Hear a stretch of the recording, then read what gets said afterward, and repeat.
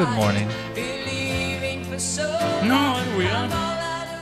Sorry, that's music to cuddle by. Yeah.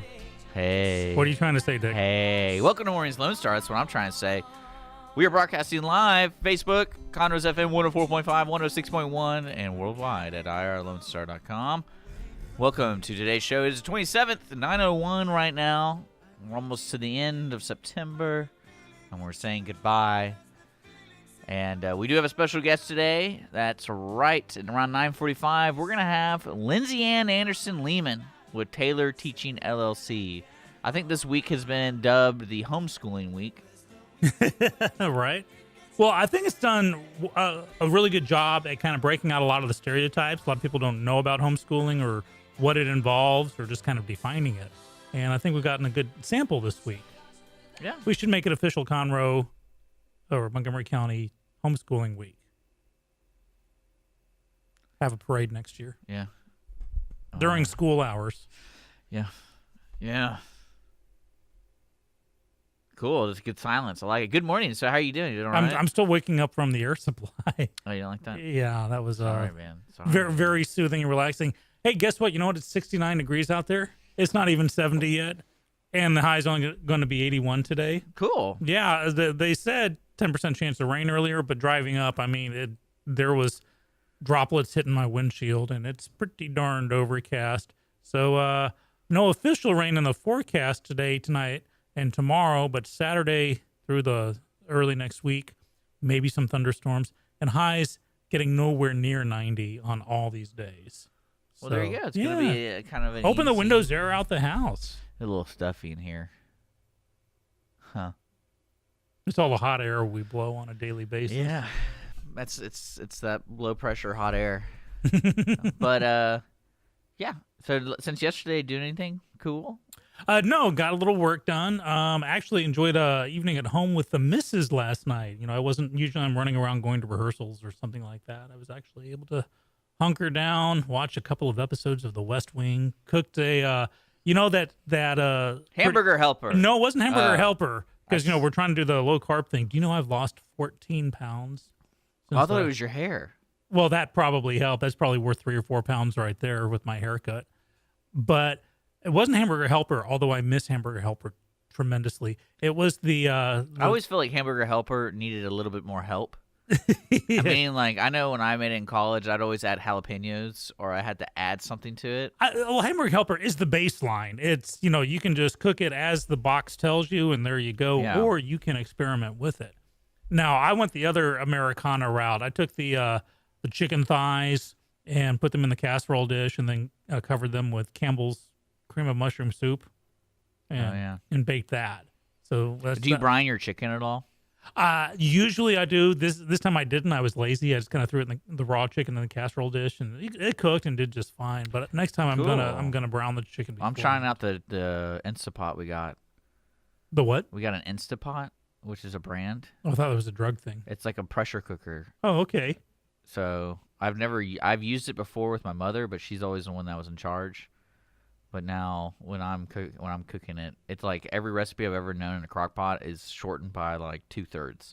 So I have no idea how it's going to taste. My mom even goes, you probably need to do. You probably need to make it first before you make it for anybody because you don't know what you're doing. And I said, okay, that's good. It's good to experiment. Remember in Back to the Future Part 2, the technology was the hydration. Pizza. Yeah. It was just everything had been like dehydrated. What was the movie where it was pills? Because you take a pill and you're like, I'm full. And then like it'd be like supplements for a meal. Boy, that could be any number of sci-fi movies. Or the little, tofu cube, the size of a gambling die. You chew on it and, I'm full. That was a pot roast and mashed potatoes. You know what I'm full out of patience and waiting for this Kavanaugh. I feel like I subscribe to People Magazine Government Edition. And that's what I feel like I subscribe to, and dealing with all the news, everything that, like now to get my news, I have to go to Google News Local because it's like it doesn't penetrate that, which is great. Yeah, I try to, if I find a headline from any number of sources, I'll try to find a root, like like a wire service like AP, UPI, Reuters, and see if anyone else has picked up on it. Now, it's funny because the Associated Press, which once upon a time was venerated and is one of the three major wire services. What does venerated mean?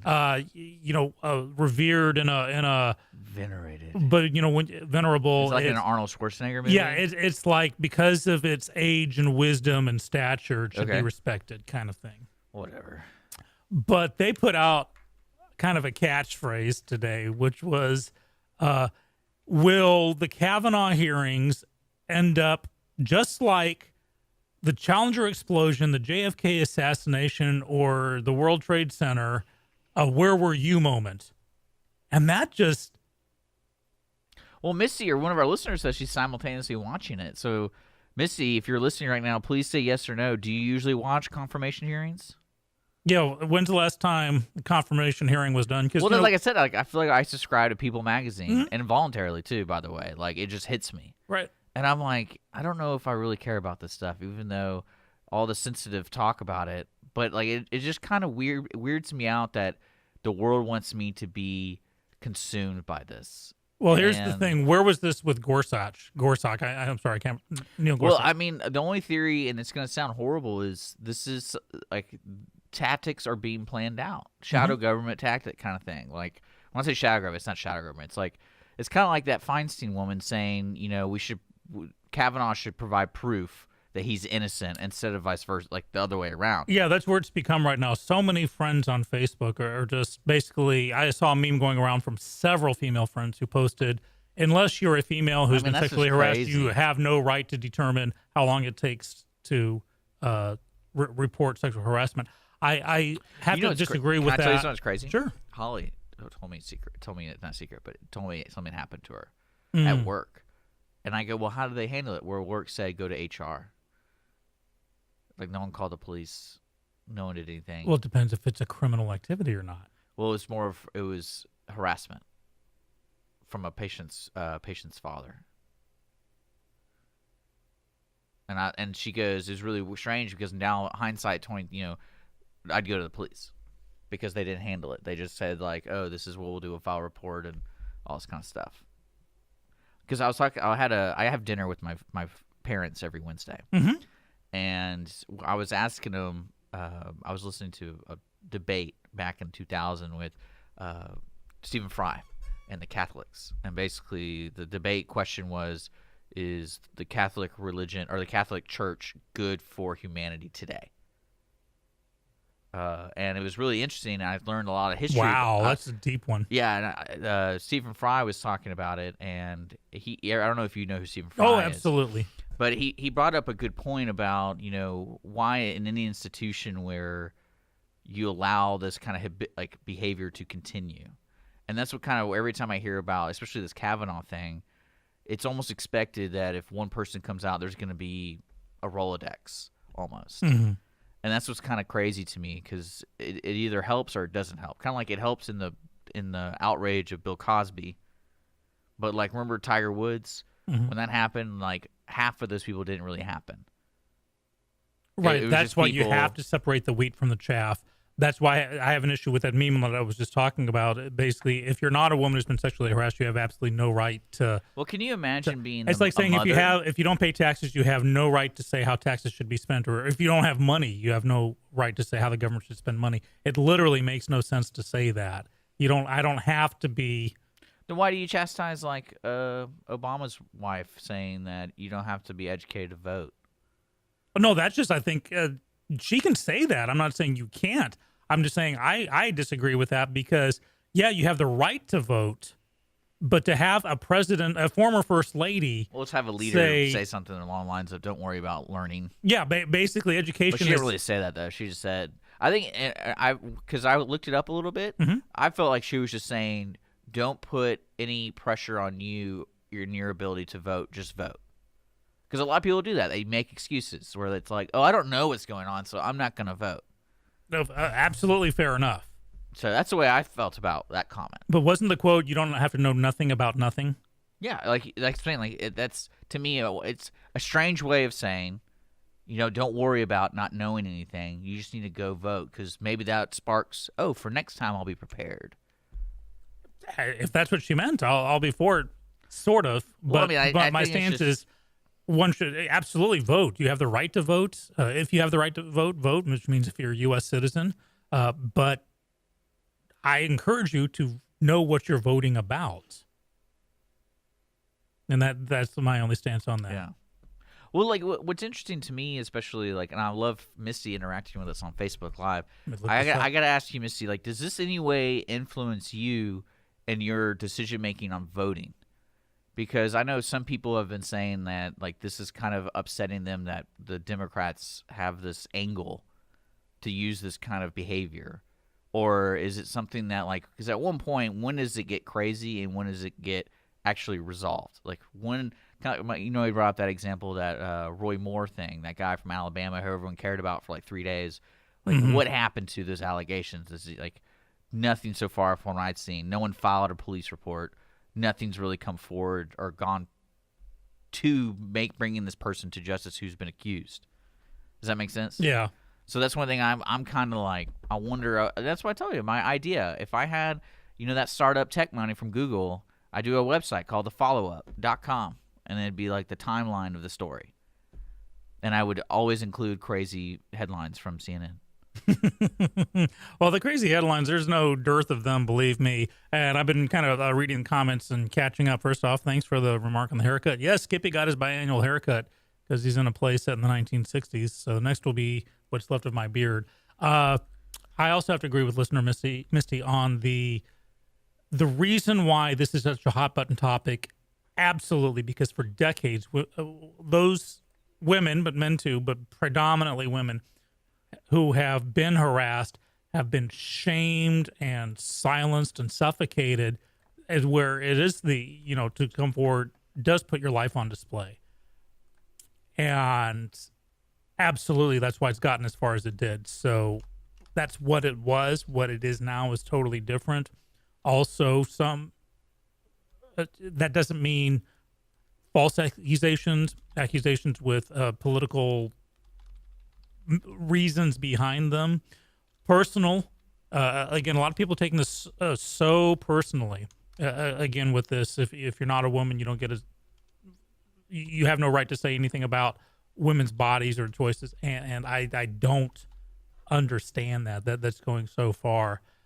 I think these hearings, failing a smoking gun, well, one of two things is going to happen, Dick.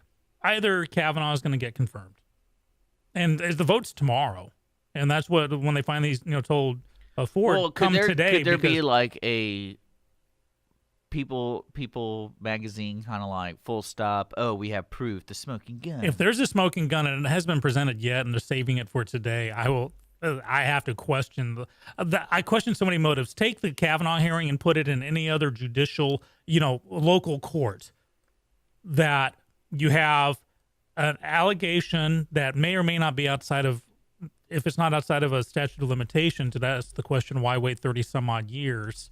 To second, the changing stories, the polygraph results were released, but in the polygraph that she passed, she had a different number of people at the party than what she's sworn to. So already, there are two different stories. I wouldn't mind getting an actual lawyer and a judge in the studio to comment on, if this was anyone else different.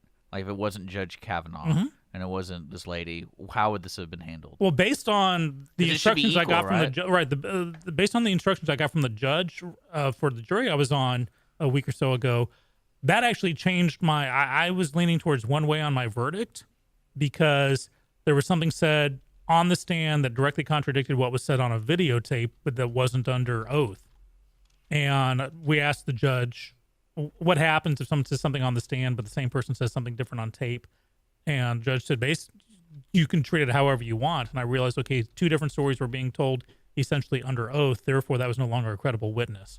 And I actually changed my verdict. That's because you're a critical thinker. Yeah, I am. You're a stickler. I'm a stickler. Well, okay, cool. We got that out of the way.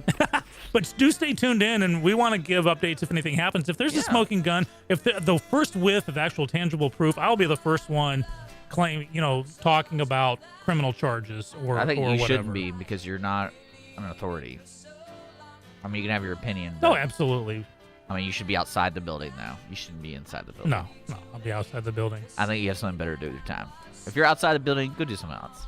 Enjoy the weather while we still have it. Yeah. You're listening to Mornings Lone Star, irlonestar.com, Montgomery County's morning radio show. We are broadcasting live from the LSCR studios. We're on Facebook Live and stuff like that. So interact with us. Thank you, Misty, for interacting with us, too. I like that. I appreciate that. Stay tuned. We're going to take a sponsor break because today's show, we have sponsors. Conroe Coffee, Clean Sweep Office Cleaning, and Jay Stittleberg for County Judge, folks. We'll be back. There's no easy way. It gets harder each day. Please let me around. I'll be gone. Clean Sweep Office Cleaning has been Montgomery County's business cleaning service since 2002, offering professional office cleaning in areas such as restroom, stairwells, elevator, floor care, pretty much every angle of your office. One-time cleaning is available, but you will want these guys back. Offering daily, weekly, monthly scheduled cleanings, Clean Sweep Office Cleaning works around your business needs. Schedule a cleaning today online at cleansweepofficecleaning.com or call 832-689-7996. Clean Sweep Office Cleaning. Take back your time and let us make your office shine. Mornings with Lone Star is sponsored by Clean Sweep Office Cleaning. My name is Jay Stittleberg. I'm an Iraq War veteran, Naval Academy graduate, certified project management professional, and I'm running for county judge in Montgomery County. We should have a budget and a strategic plan that reflect the priorities in our county: public safety, flood mitigation, mobility and infrastructure.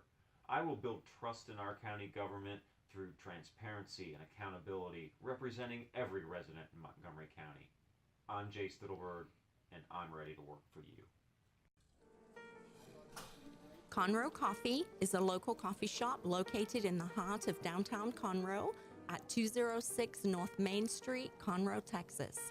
Between the Crichton Theater and the Owen Theater, Conroe Coffee serves breakfast, lunch, and dinner, along with tasty treats and Italy's favorite coffee. Have your favorite coffee or just have a midday snack be personally delivered to you at any location in downtown Conroe. All you have to do is call 936-CONROE-C or 936-266-7632. We'd like to thank our sponsor at Conroe Coffee for supporting Mornings with Lone Star and Lone Star Community Radio. Don't forget to check them out online at conroecoffee.com.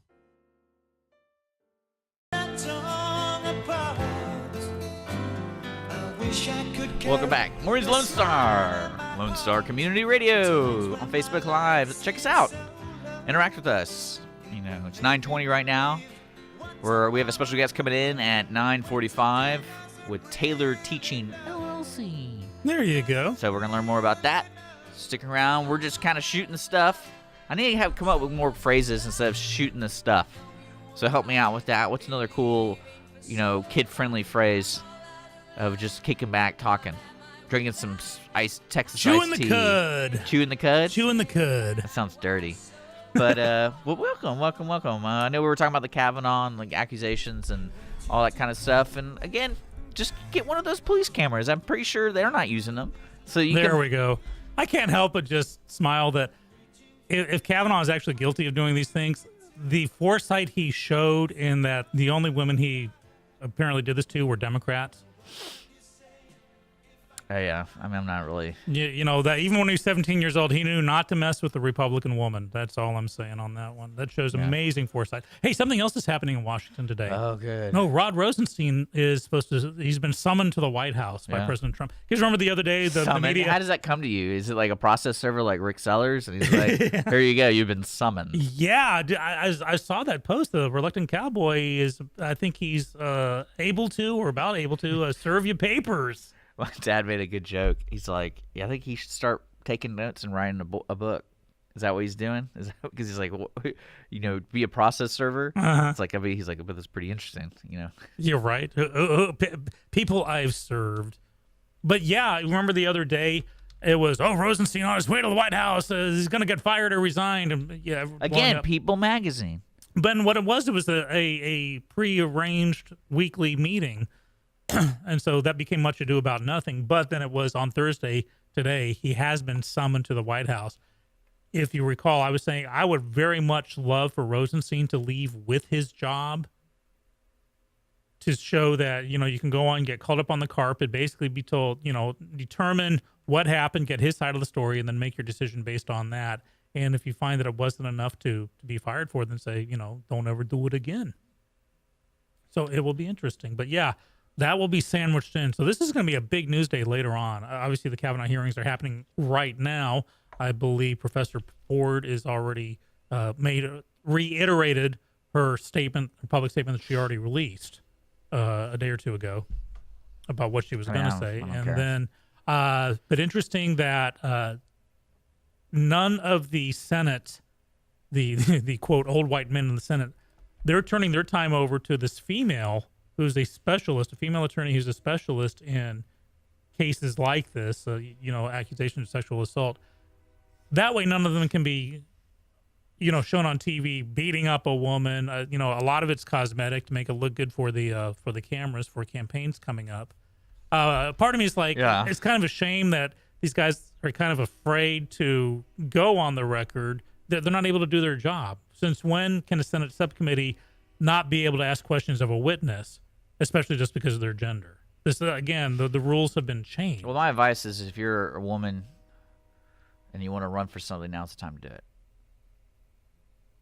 It's a little late to throw your hat in the ring. Well, I mean, I'm talking about in the next coming generation. Well, it depends. If there's a smoking gun going the other way, that this was made up or these are false accusations. That won't happen. I highly doubt it. Anything's possible, and I agree with you. The odds of it happening are pretty grim.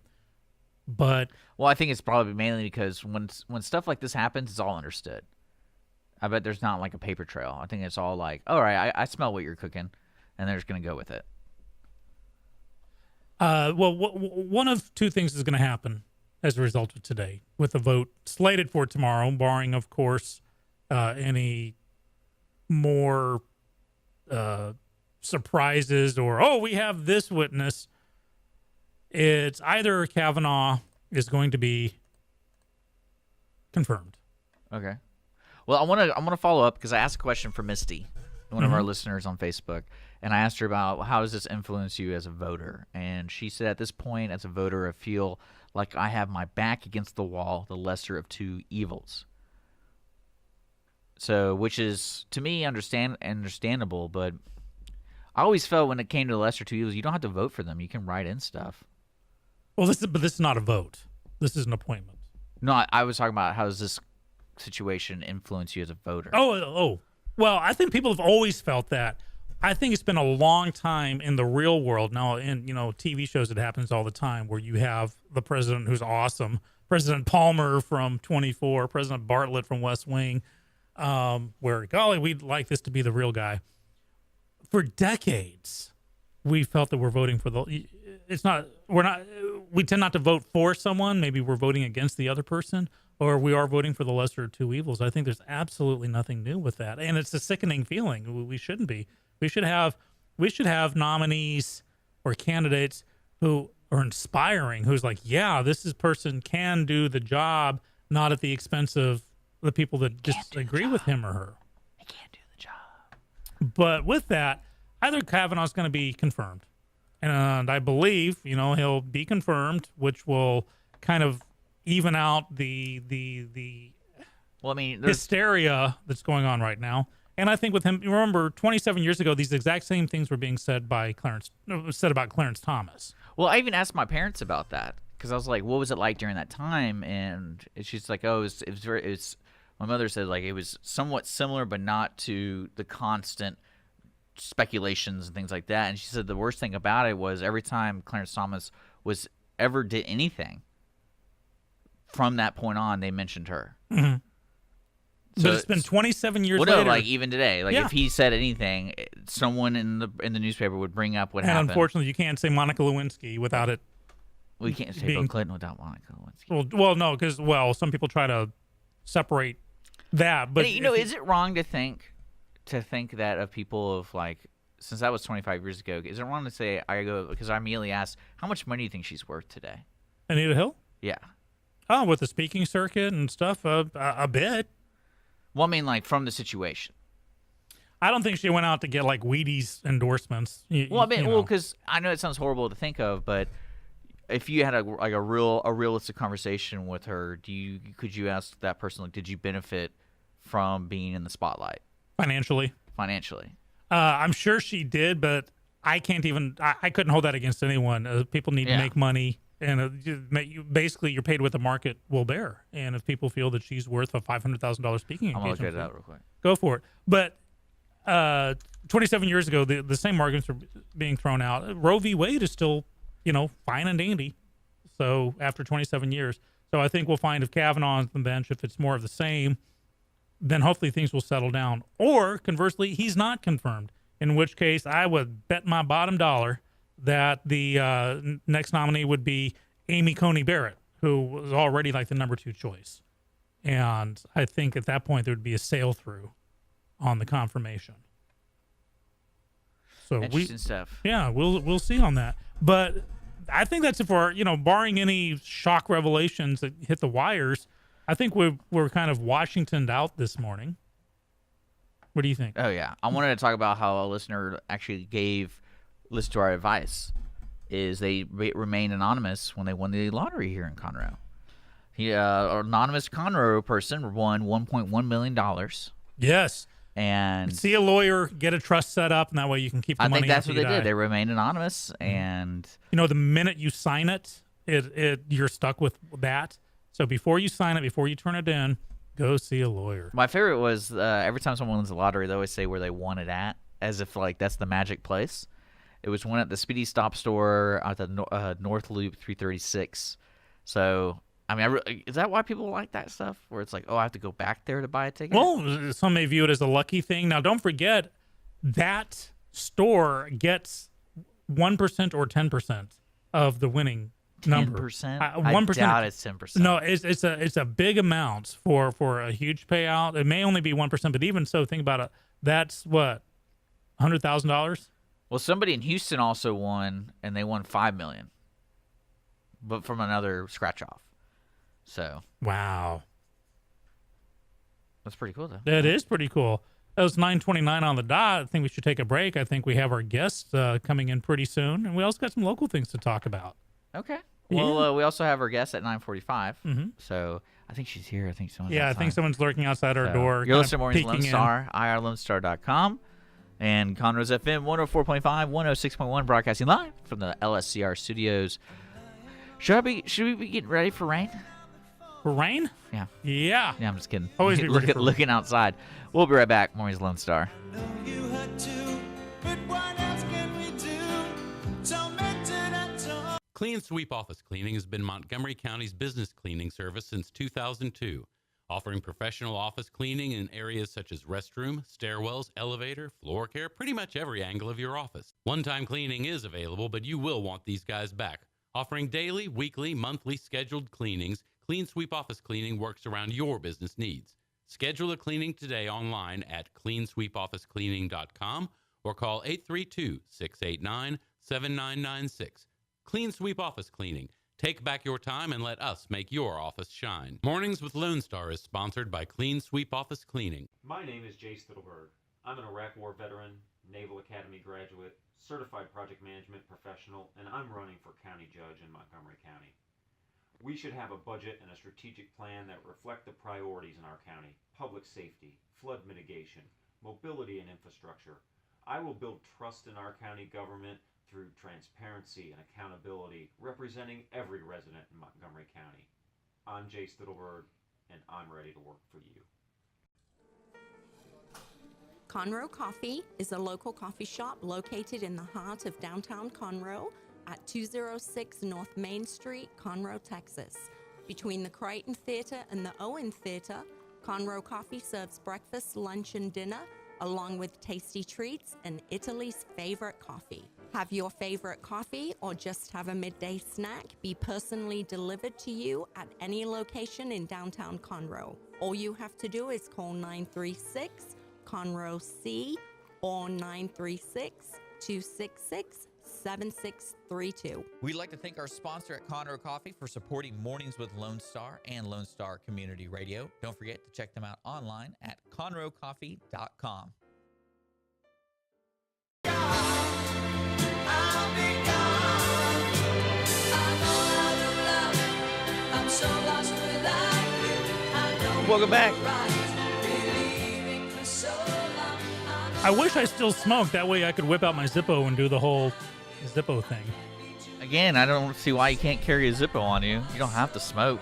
This is true. And if you notice, like in every adventure series, the guy, the hero always has a Zippo on him so he can, pour gasoline out. And why do they always throw the lighter? Because usually that makes it go out before it hits. Well, the gasoline. whatever it was a great commercial for Zippo because it always seemed like they did everything right. It All always right. worked, always lit. No, There was that- never like, oh man, the flint. Or like, Oh, back when I smoked, I did all kinds of cool tricks with my Zippo where you could snap your fingers and flick the flint and all kinds of stuff. Those were the days. That darn health stuff and smoking bad thing just totally messed with my coolness. I can't believe you gave into the propaganda. It was the 80s. Everybody smoked. I mean, truly, I've gone from the completely smoking society to the completely non-smoking society, the civilization that we are. I'm just seeing it change. I'm really glad you brought this up Okay. because I was reading a deal that in Canada, Ontario government is going to allow pot smoking wherever tobacco smoking is allowed. Okay, so like the corner bar. Well, yeah. Well, I mean, just wherever it's allowed. Okay. But where is smoking allowed in Ontario? We'll find out right now. Could it be one of those cities where there's no smoking Yeah. allowed? We just want to sound like we're cool, Yeah. but in reality, let's see. Here in Texas, you can, drop acid anywhere you can smoke pot. I'm looking right now. Okay, any thoughts? Well, I'm looking right now. Are you looking So right can now? you, Okay, so local news while you're looking that up. Hey, I got to throw this in there. I want to send a shout out. Remember the hotel living I had for many months because of the flood, and I was at the La Quinta there on 45 and Research Forest.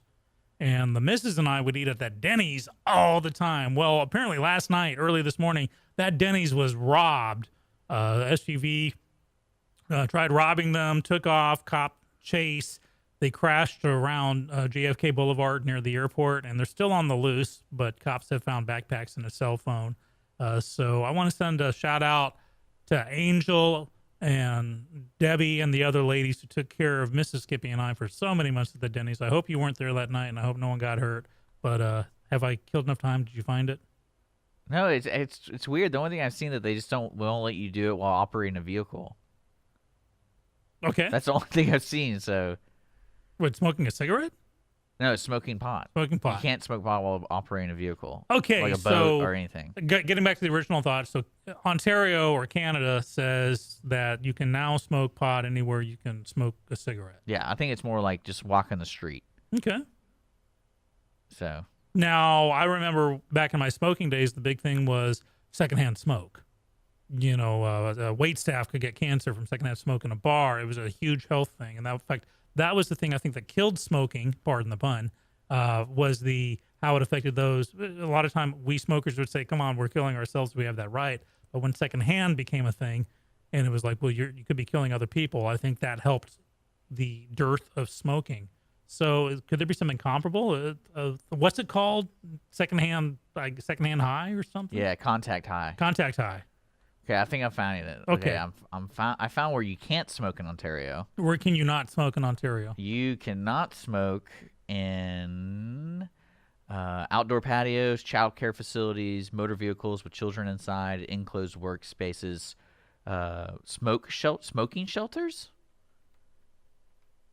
I don't know what that means. Okay. Healthcare worker area, anywhere where hospitals, common areas of hotels, motels, and inns, multi-unit residency. So, like, Duplex or. yeah, residential care facility, basically everywhere. Okay, but they did specify in a car with children in it. Yeah. So if Cheech and Chong are driving with no kids in the back seat, they This can. is really weird. I don't know. I don't really get this, but I immediately thought of people blowing pot in my face. Well, just don't go to Because isn't Canada. that kind of like the joke with pot? A lot of younger pot smokers is you like hotbox a car, and so like I was thinking of do you have Would you, cigar? like, fill it with smoke? Well, let's say you have like cigar places. Mhm. People go and they sit down, they smoke cigars all day. So imagine they Yes. did that for marijuana places, and it's just like everyone's just really overthrown. Well, the primary difference, because I love a good cigar bar, and usually there's a special area to smoke, but smoking a cigar, it's not, the smoke is the least favorite part of it. It's the choosing the cigar, wetting the end and clipping the end, finding the perfect way to light it, feeling boy, I can get into that. But what I'm saying is it's the experience that the smoke itself is incidental. If you had like a pot cigar bar, you'd have all these people walking in, just not buying the product, but just walking around inhaling all the time. So that's the primary difference between a cigar bar and what this would be. Well, yeah, some people are arguing that why can't you drink everywhere then? Like, if you're allowed to walk down the street and smoke a joint, why can't you drink a beer down the That is street? an interesting point, because I know in the past we've talked about the standard of intoxication. Yeah. Every state has its. In Texas, it's 0.08. It hasn't always been 0.08 of your blood alcohol content, but that's the standard. So unless there's a comparable standard for, was it TCP, TH something? What's the active ingredient in pot that THC thing? I don't know. You need to start reading People Magazine government edition. Look, my thing is cigars. Okay, so Okay. they have in People Magazine. I was just making a joke. Okay, because everything's People Horrible. Magazine today. Well, I'm just saying, people throw it in your face. Again, and this is something I think, and we're going back to Supreme Court, but not the hearings going on. Eventually, the cross situation between states and federal rights, with Colorado, Washington states allowing recreational use of marijuana, where it's still a federal offense. Eventually, that's going to have to hit the Supreme Court. I mean, I know some people are hitting a snag in Washington State because if they cross the border with pot they bought, it's like a worse offense than, even though both certain areas in Canada where it borders allow marijuana, both areas allow it, but crossing with it is like you're trafficking drugs. Yeah, basically. the transportation of Schedule C. Even though both places allow it. Well, don't forget also, I talked about the other day the standard that going into Washington, if you may be denied re-entry into the U.S. if you do smoke pot in Canada. Again, these are very gray areas that eventually are going to have to hit the Supreme Court and pit the supremacy clause against the 11th I would just Amendment. suggest people don't smoke before you cross, because paranoia will hit you pretty hard All right. when they get those white gloves out. Oh, like TSA? Yeah, when I imagine when they're like, let's check this guy out, body cavity search. Well, just profile the people who are eating Doritos. Okay. Yeah. Okay, so we took on a very marijuana-fueled. Well, I just thought it was break funny. here. We were talking about smoking and people's habits, and especially when the government has to start making rules on it, because they do. They're gonna have to say you can and cannot do this because it's legal now, and it's kind of like what I love is the stigma of what's it called, vaping, where it's smokeless, but people still say don't smoke that in here. Right. Well, we have that. Well, because the vaping still has nicotine, which is an addictive chemical. But I think when you blow it out, it's not there. Correct. It's the It's stigma behind it, I think, because you are blowing out a plume of steam that looks like smoke. yeah. And it also has a scent to it. A lot of people blowing out stuff and it smells like bubble gum or. Well, I think that's what people need to. If I'm a pot grower person, if you can make the. Are you admitting to something on? If I'm a pot grower smoker person, I would totally make one that is smell. It doesn't have a smell. The vodka of inhalable Yeah. substances. Okay. Because that would be the ultimate. Everyone would get behind that. Because I know there's some people who like the smell of it, but then some people don't like. Kind of like cigars. Like my mom likes the smell of cigars. My dad hates the smell of cigars. What? I was going to take your dad out for a cigar So- smoking event. No, we actually had a funny incident with that because he and I used to go RVing together, and I smoked a cigar on top of the RV in Taos, New Mexico. And when I got inside, he's like, "You gotta go outside. You can't be in here for like 30 minutes." I was like, "Okay," because it's like a closed space. It's pretty funny because it was like 30 degrees outside. But yeah. Yeah, there you go. Okay. Well, we got to get our guests on. Okay. So we're going to take a break. You're listening to Mornings of Lone Star, irlonestar.com. This segment brought to you by Frito-Lay Hostess Taco Bell. Ding Dongs, No, Taco Bell. I wanted to make that joke yesterday. I was like, no, it's not called Taco Bell. It's called the Bell now. You didn't know that? The Bell. Yeah, they call the same campaign PR people as IHOP, And Dunkin' Dunkin'. Donuts. Duncan! So you're listening to Lone Star Community Radio. We'll be right back. Seems so low. It would make me believe what tomorrow could bring. When Clean Sweep Office Cleaning has been Montgomery County's business cleaning service since 2002, offering professional office cleaning in areas such as restroom, stairwells, elevator, floor care, pretty much every angle of your office. One-time cleaning is available, but you will want these guys back. Offering daily, weekly, monthly scheduled cleanings, Clean Sweep Office Cleaning works around your business needs. Schedule a cleaning today online at cleansweepofficecleaning.com or call 832-689-7996. Clean Sweep Office Cleaning. Take back your time and let us make your office shine. Mornings with Lone Star is sponsored by Clean Sweep Office Cleaning. My name is Jay Stittleberg. I'm an Iraq War veteran, Naval Academy graduate, certified project management professional, and I'm running for county judge in Montgomery County. We should have a budget and a strategic plan that reflect the priorities in our county: public safety, flood mitigation, mobility and infrastructure.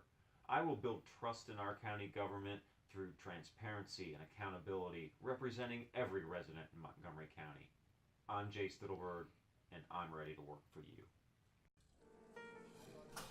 Conroe Coffee is a local coffee shop located in the heart of downtown Conroe at 206 North Main Street, Conroe, Texas.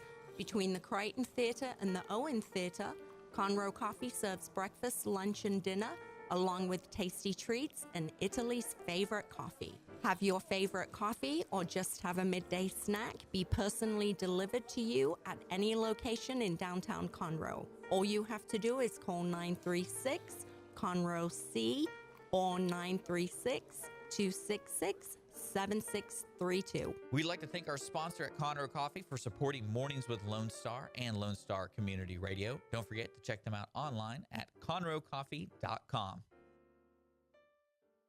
I know you were right, believing for so long. Welcome back. Mornings Lone Star, Dick and Skippy, 9:46 on the dot on September 27th. Yes. Current weather, it's still only 69 degrees right now. Going to get up to 81. It's kind of dull and dreary out there, but it's bright and sunshiny here in the studio, right? Yeah. Yeah. That strange voice you heard, I looked up and by golly, I love it when I see a guest. I have Lindsayann Anderson here. She's with Tailored Teacher. Good morning. Good morning. Thanks for being in the studio with us. Thank you for having me. Cool. As Dick pointed out earlier, we've had kind of like homeschool week or education week here, and it's really cool. So talk to us about Tailored Teacher, and that's Tailored Tailor. So I'm presuming it's something that gives individual attention. Yes. So we are customized tutoring, educational consulting, and homeschool support, as well as community and family support.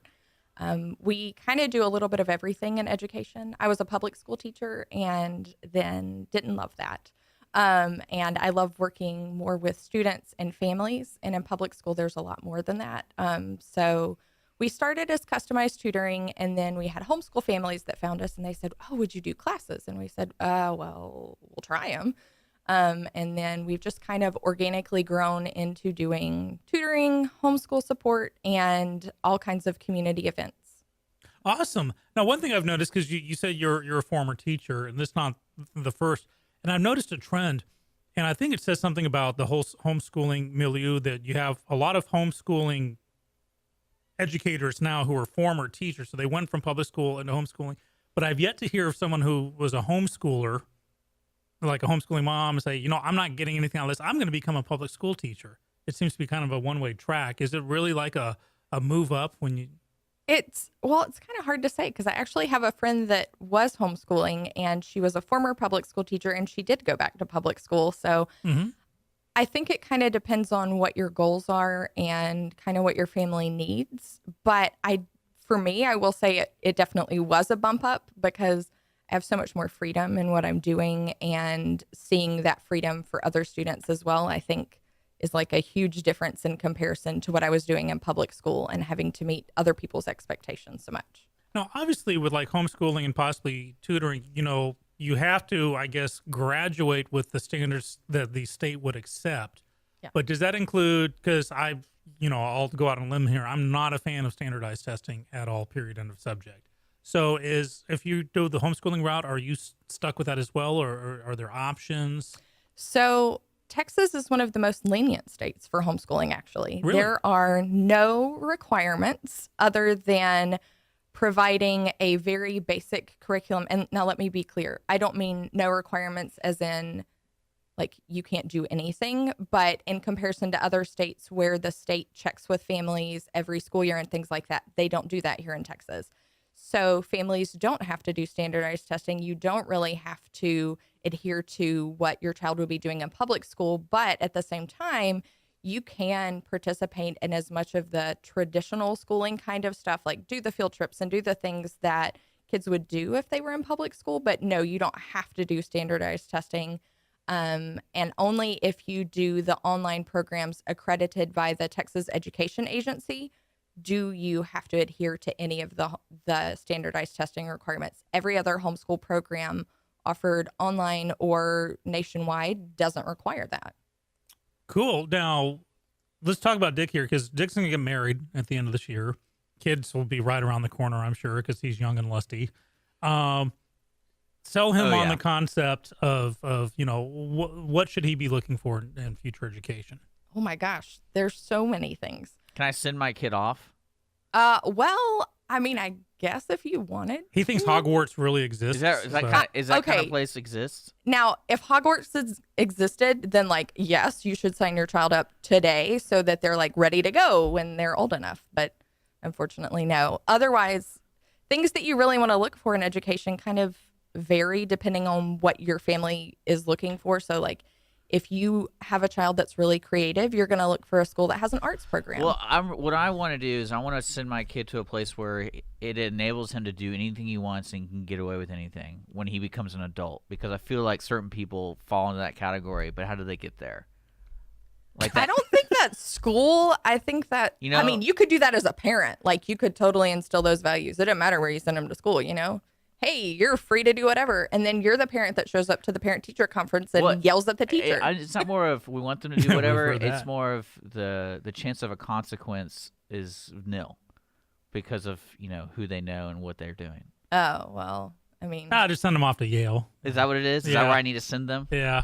But that's a college, though. Where do I send them before that? A Montessori school, maybe? Oh, there you go. What's that? What's a big word? What is this? Montessori. It's a particular teaching method. I know of a school that sort of kind of is a Montessori that actually makes it work, but a lot of it's what's the best way to describe it? It's natural consequences. So like you're not giving the consequence and the teacher's not giving the consequence. But like if a kid picks up a piece of glass and then like throws it off the table and the glass shatters into a million pieces and they slice their little toes, that's the consequence because they made that choice. Nobody has to teach them they can't do that. They're going to learn, ouch, that hurt. Probably shouldn't do that again. It's a school version of don't touch the oven when it's red.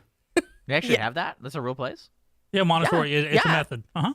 Oh, interesting. See, I don't know this stuff. Yeah, we actually have a Montessori preschool class on Monday mornings. We have a mom who was a Montessori teacher. Now she's a homeschool mom, but she teaches a Montessori preschool science lab for us.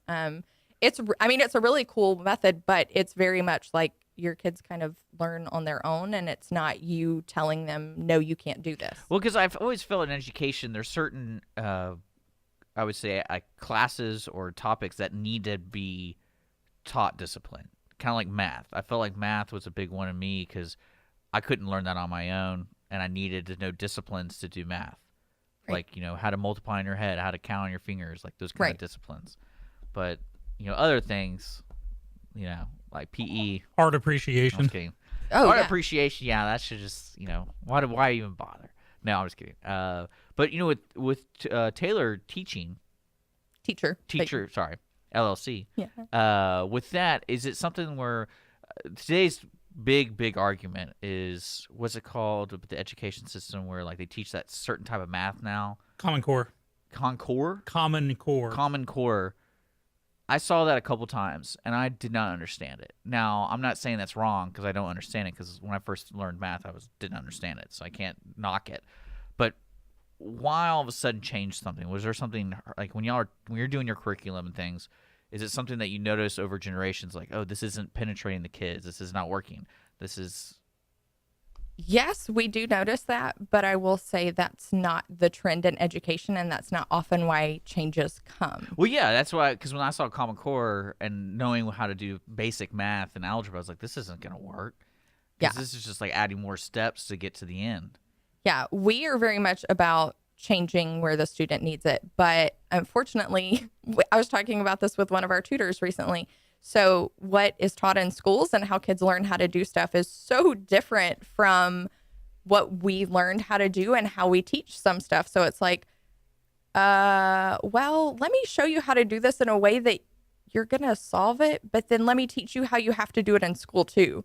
So it's almost like twice the teaching. Well, because I asked the question too, is there's always that rare child who can just do it. Right. But then it's like, no, you can't do that anymore. You have to do it this way. Well, to me, that's always been, because I think I'm as old as both of you put together. And so I remember learning cursive. The new math is what it was called when I was in elementary school. So that's dating me a lot. But there was always I had in, third grade, a friend who was just the math. You could throw an equation at him and he could come out and he would be busted every time for not showing his work. It's like, why should I have to? And so I think it's been an ongoing battle all the time. It is. Unfortunately, we deal with kids that can solve the whole thing in their head. And then we're like, well, but you have to show it. Well, why? Because your school says so. But really, when we ask kids to show their work, it's mostly because we don't know where the mistake is. So I think that the idea behind Common Core, if I understand correctly, and Texas doesn't use Common Core. I have no idea about besides the math thing. Well, I never taught Common Core because Texas doesn't teach Common Core. We do our own thing. My thought is 1 Texas. + 1 = 2 if 2 feels like it that day. If two identifies with 2, then it'll be 2. Yeah. It's not that ridiculous, is it? It feels like it to me, but I'm old. I yell at kids to get off my lawn. There's like a bunch of steps, and you're like, I don't know what's happening here. Yeah, but Texas doesn't do that, thankfully. So, well, we're going to talk about what Tailored Teacher actually does and who it does it for and how people get in touch with you. But in the meantime, I want to play a little game calling, if Skippy was president, because a lot of people don't know I ran for president in 2016. I tied for third. He loves telling people. Right? Well, it's true. And I'm going to run again in 20. And my thought is that, to surround yourself with experts in the field. And, I think Education Secretary should be like Teacher of the Year. And so knowing your stuff, if you were suddenly Secretary of Education, oh, okay. Or if you had the ability to testify before Congress and say, this is what needs fixing, this is what works, and this is what doesn't work with U.S. education system, what would your wish list be? Oh my gosh. I know, right? Throwing you the big one there. First and foremost, I think I would want to make sure that all schools have an even playing field in regards to what teachers are being given. So if we're going to say that we're providing the same education for all kids across all counties, across all cities, everywhere in the U.S., then teachers should, based on like the standard of living in the state and things like that, all teachers should really be given the same amount of money to spend in their classrooms, the same resources provided for their classrooms. We see these pictures, I don't know, probably because you guys aren't in education, you don't see them, but these pictures on Facebook come up of teachers that have classrooms that they've spent $6,000-$7,000 themselves on. Oh, I've seen those pictures. Yeah. Well, I've always understood that education, how it works, is based off the taxable community. Right. And basically, the argument I heard from people who say if a school doesn't have enough money, it's because it's being mismanaged in a sense of having admins and like where the money's ending up going, because there's a formula that they felt statewide that you should be getting enough money based off what you're getting from taxable income. Which is why I say we want to even the playing field, because if the taxable income in a community is, I don't know, 2/3 less than the community that is 2 miles away, well, automatically you've like created an uneven playing field in and of itself. So if there's some kind of different standard, that would be my first thing. Especially telling families, like, because they send their kids to private school, they clearly don't care about paying, like they still pay the tax and like whatever. So to me, it's like, well, the same idea. Why don't you just, like you said, divide it up and just see where it goes? Because even if it looked good on paper, put in reality, New York's got some of the highest property tax, where a lot of the education budget comes from property taxes. doesn't come much higher. California and New York, highest in the nation by far. But then look at their schools. Look at the schools. PS 132 that, is literally falling apart. So just because you can, so there is that. Well, what about when I say specialized education? So you have your Iowas of the world where, it's rural. Right. And then you have your New Yorks, which is cosmopolitan, where you're going to teach, possible finance. Why don't we do it local here? Like, ask the question locally. Like, if you go to the Woodlands High School campus, it's completely different from the Conroe High School campus. Yep. And there's a reason behind that somehow. Yeah. Well, I mean, it's so hard to consider like what you would want to change first, because you said, some schools it's the administration, some schools it's the amount of money that's provided. So like, I feel like tackling what needs to be changed is going to be the hardest thing to even figure out. You'd have to have days and days of conversation. Okay, so what's not working here and what's not working there? Like looking at different schools. Okay, so this thing is working here, so we don't want to change that. But this thing isn't working here. And I feel like there's so many moving pieces. That's kind of where the wheels have fallen off the wagon in U.S. education, because we have standards that work in some places, and when they're implemented, they do a great job. And then we implement that same standard somewhere else, and it just completely blows up. I think, and actually, I'm tying this back around to tailored teacher by way of the standardized testing, because I personally, I think I would order my Secretary of Education, if he or she agreed to it, to kill standardized testing. How else is the CIA and stuff going to know who to talk to? They already know. Through the old BCG, they got the DNA through the old BCG scores. That's the base. They get that test. No, video games. NSA is tied into all the video games. It's like the last Starfighter. They know, that's if you get that's the one best section. Yeah, I mean, I think video games. There we go. Answer done. There we go. But by killing standardized testing, because standard for rural Texas is different from standard from, and I'm talking to than cosmopolitan Texas. Yeah. Just all there is to it. So Houston I would and just kill Tyler, that. very different. There you go. So obviously education needs to be, pardon the pun, I didn't mean to say this, more tailored to an individualized need. And I think, is that how you came up with it? Did you just wake up one Tuesday morning and say, I need a tutor? My business came about my last year teaching public school, because I was in a classroom and I was a special ed inclusion teacher. So I had students that were learning traditionally. I had students that had special ed diagnoses, students that were going through the testing process. And so I had a student that had come to me, and he was 9 and he was in first grade. So I want you to think about that. The traditional first grader is 6. So he was 9 in first grade. He had been through 3 other schools before he came to us. He was still not reading. He still didn't have any of the foundation that he needed to really be successful academically. And so we went to his special education meeting. His mom was there. An administrator from my school was there. I was there. And then our special education coordinator were there.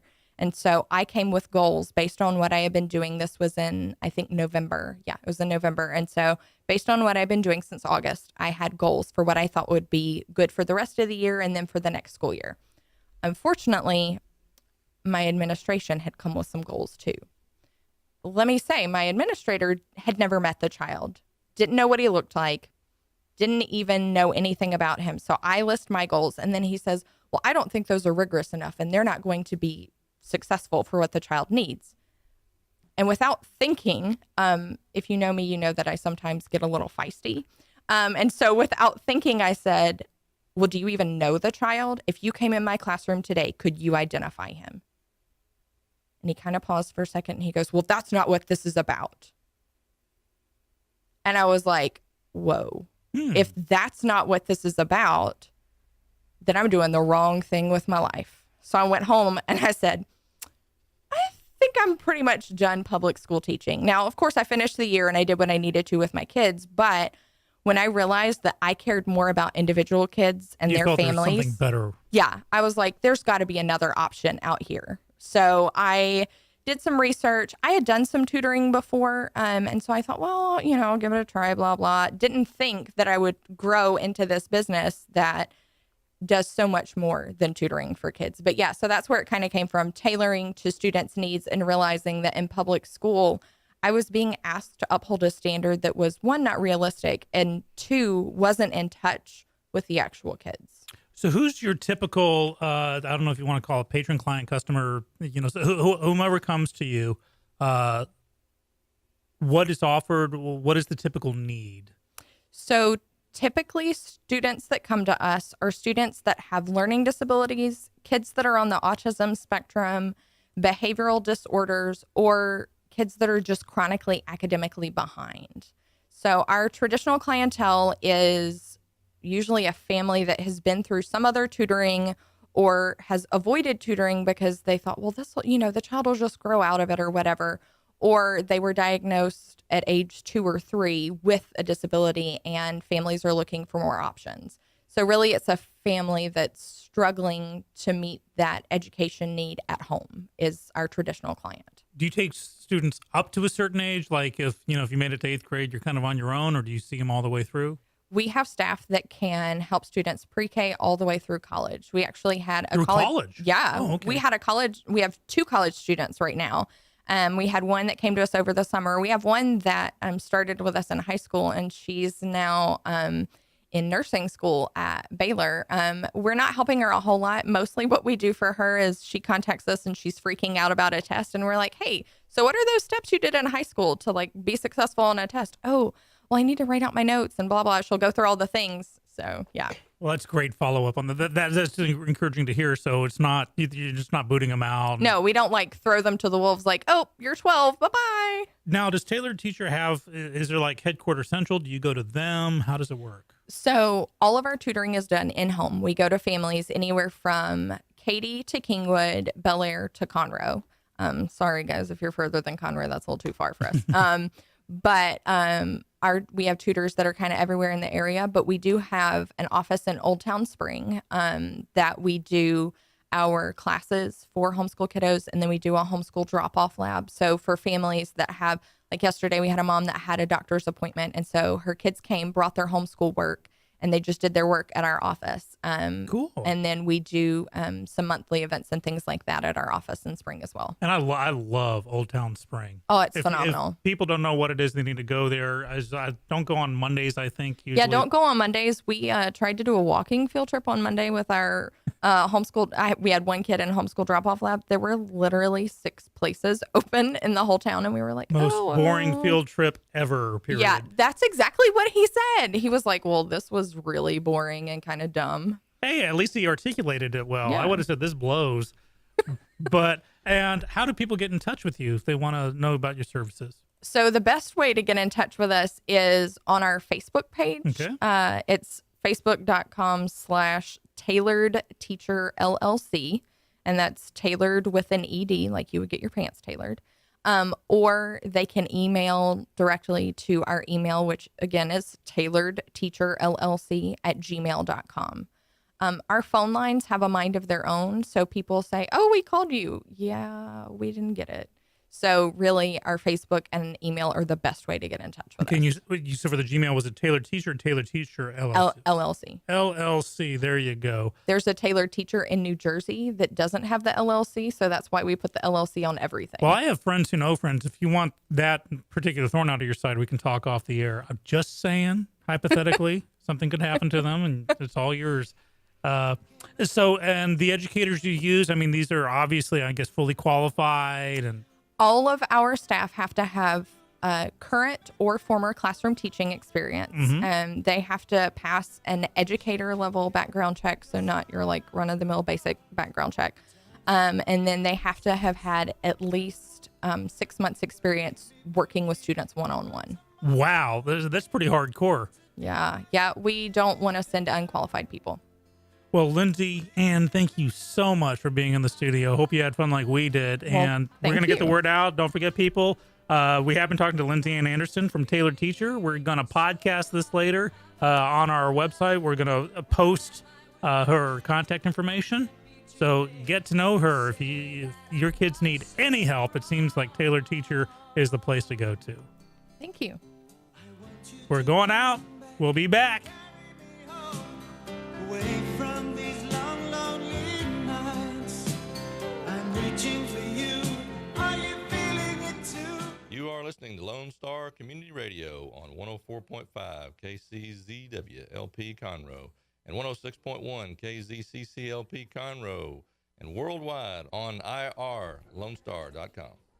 Business office cleaning is available in the Montgomery County area from Clean Sweep Office Cleaning, with scheduled cleaning services such as floor care, window care, trash collection, restroom disinfection, and stair and elevator cleaning. Clean Sweep can service a business one time or on a regular schedule, with daily, weekly, and monthly options.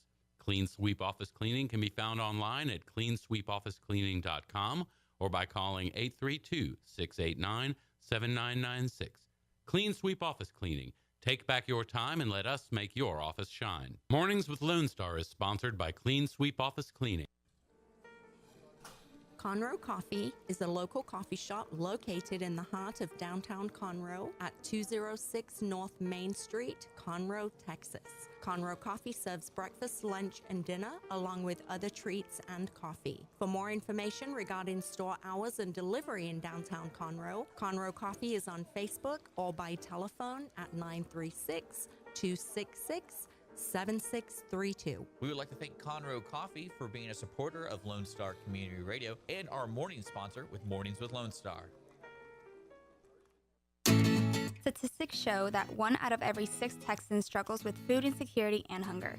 And many people don't eat enough fruits and vegetables every day. The Better Living for Texans program is here to help you learn how to make healthy menu choices, save money at the grocery store, prepare quick and delicious meals, get more good nutrition in your day, and get more physical activity. Classes are fun, friendly, interactive, and free, and taught in English and Spanish. We are Texas A&M AgriLife Extension, helping Texans make their lives better. Don't miss Lone Star Community Radio on TV and YouTube. Our talk show and music shows are featured on Our City TV, Suddenlink Channel 12, and have their own YouTube channel. Make sure to subscribe to keep up with posted shows and comment on them below the video. Listen in Mondays at noon to hear Conroe news from local nonprofits, businesses, upcoming events, Conroe Park events, news stories, and information that matters to you with your host, Margie Taylor of Taylorized PR. For more information about being a guest, visit irlonestar.com/Conroe Culture. For those of you who like your partners, your gumbo, and your music salty, well, we're here to help with the music. Julian Shea here, host of Lone Star Country Nights Thursday, your weekly dose of roots and Americana and all the music that makes this part of the country special. We stir in Western swing, honky-tonk, Zydeco, Texas blues, outlaw country, and put a pinch of red dirt, and then we smoke it over a slow fire. Then listen to the results Thursday nights on Conroe's 104.5 and 106.1 and worldwide at irlonestar.com. Lone Star Community Radio is ready for the summer. If you or anyone you know is looking for a summer internship, Lone Star Community Radio is a great place to learn the radio and TV business. Contact the station at info@irlonestar.com or call the station's message line at 936-647-3776. Lone Star Community Radio offers a great opportunity to those interested in learning about the radio world.